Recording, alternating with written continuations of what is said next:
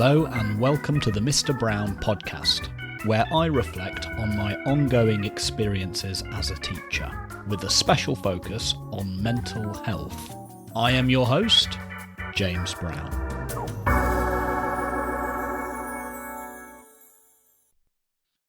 Salutations.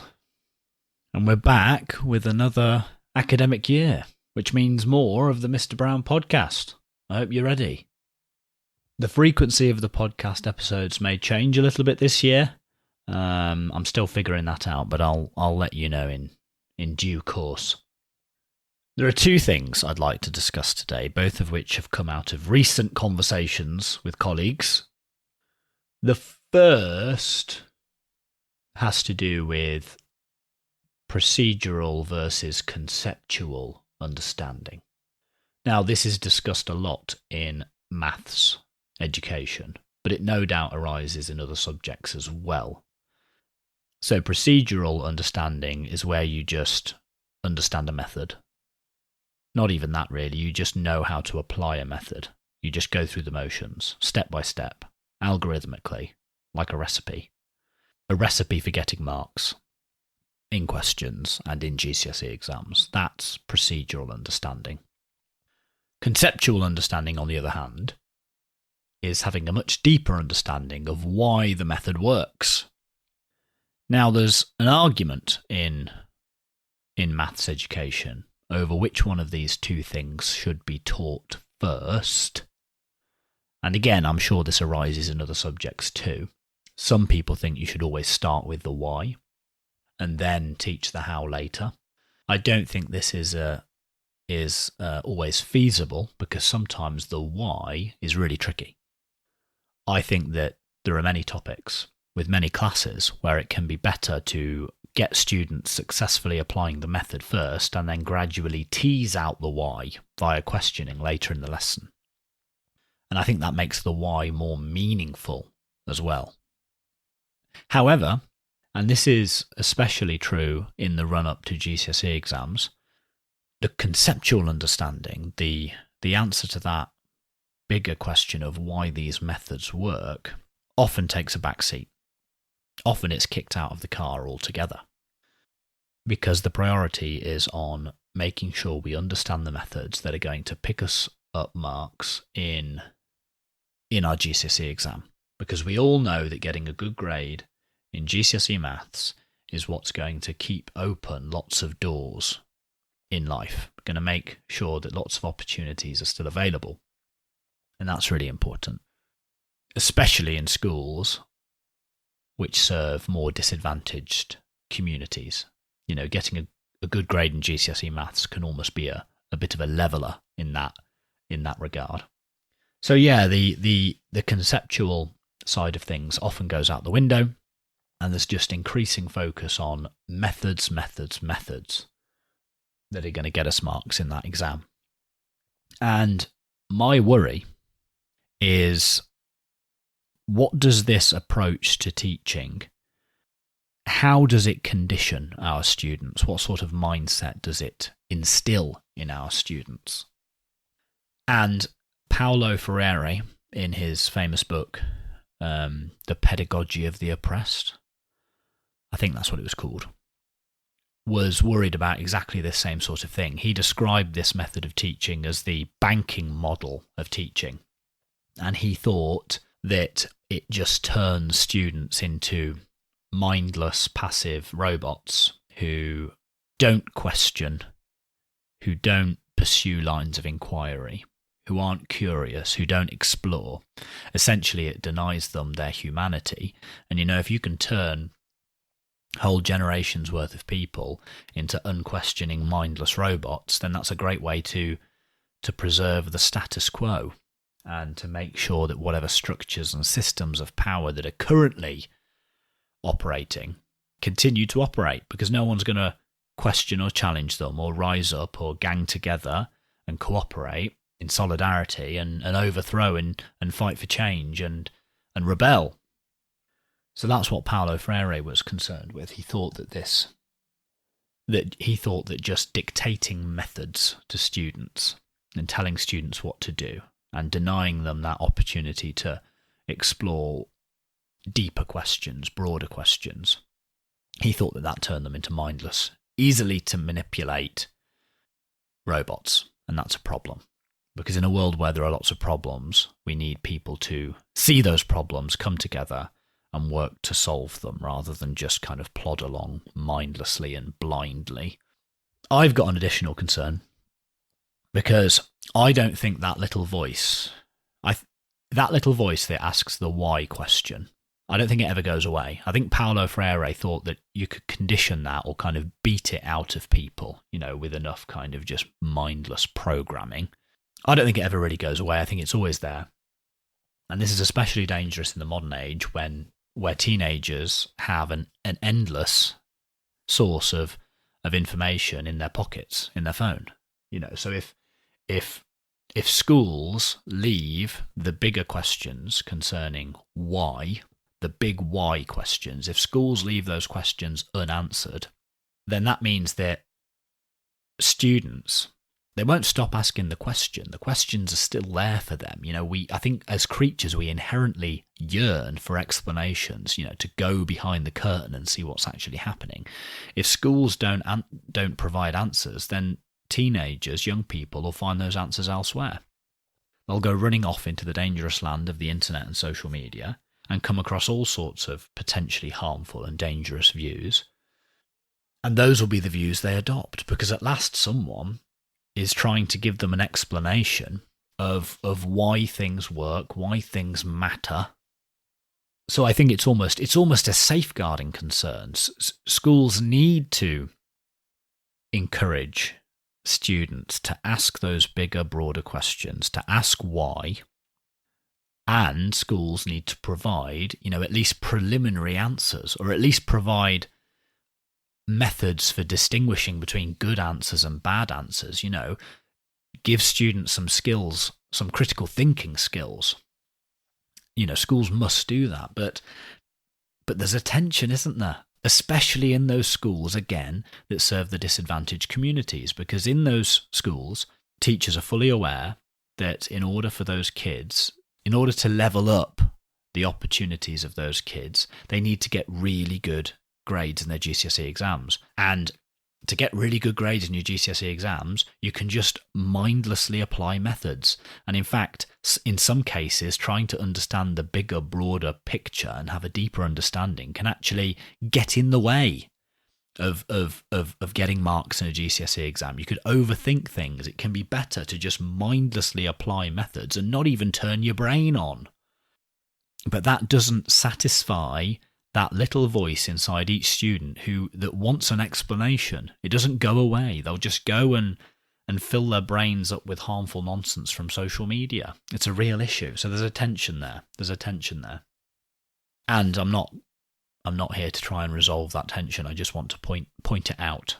I think it's probably for each teacher and each school to navigate that tension for themselves. But I think it's a shame, and quite telling, in fact, that I think this problem arises especially in the context of schools that serve disadvantaged communities, where getting those marks in the GCSE exam is so important for improving students' opportunities.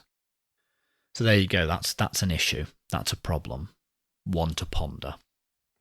Now the next thing I'd like to discuss, although first my Patreon plea.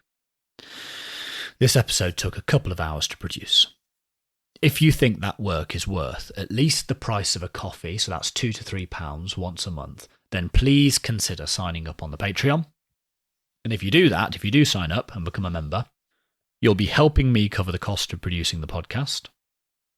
It doesn't cost a lot, but any contribution is greatly appreciated. You'll also gain exclusive early access to videos of my recording sessions as a bonus, okay? As always, the link to the Patreon will be in the show notes. Now, on to the second thing. Okay, so a colleague of mine who's recently retired, I think I've devoted whole episodes of the podcast before to talking about her wonderful methods and her wonderful advice. But she popped back in this week into my school. She's going to be doing a small amount of teaching, not too much, just a small amount of teaching. It was lovely to see her. And we got on to talking about one of her big main pieces of advice when it comes to, behavior management and more than behavior management, when it comes to relationships with students. And she believes that you must always try and find the good. So this is the teacher who you would send the most disruptive students to, especially boys. Send them to this teacher, and this teacher would have some magical effect upon them and turn them into students who want to do well.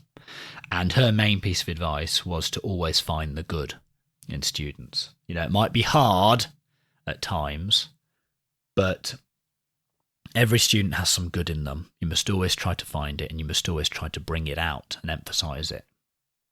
And I've tried to apply this in my own practice. So, for example, I've had classes with some students whose behaviour can be really, really, really poor. They've set themselves a very low bar, but then on occasion you can see that they're making a real effort.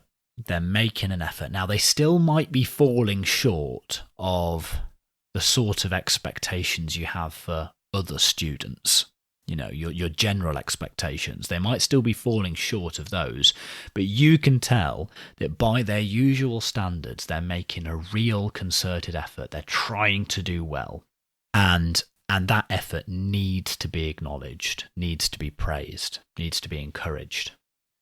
It would be a mistake in those circumstances to think, okay, the student's making an effort, but they're still falling short of my general expectations, the sorts of standards to which I hold other students. They're still falling short, so I'm going to tell them off. Because this might be the first lesson that they've ever made an effort to try and do the right thing. And they're still not getting it all right. They've made a little bit of progress. They're still falling short of what we would describe as high expectations. But to kind of respond to that with a telling off because they're still not quite as good as their peers, that would be a very wrong-headed approach, wouldn't it? Because that student is then never again gonna try and put in that same effort. The first day they ever tried to make some positive decisions and make some positive progress, they get told off still for not quite doing as well as their peers. You wouldn't want to do that. You want to praise them. You find the good in them. You notice when they're making an effort. You encourage it. You try to draw it out, enhance, and facilitate it. And I think this was part of the reason why this particular teacher had such success with many of the most difficult students. But this can create issues, which I've kind of almost hinted at already. Because you're not teaching, or rarely anyway, but you're not teaching these students one-to-one. It's a group of students.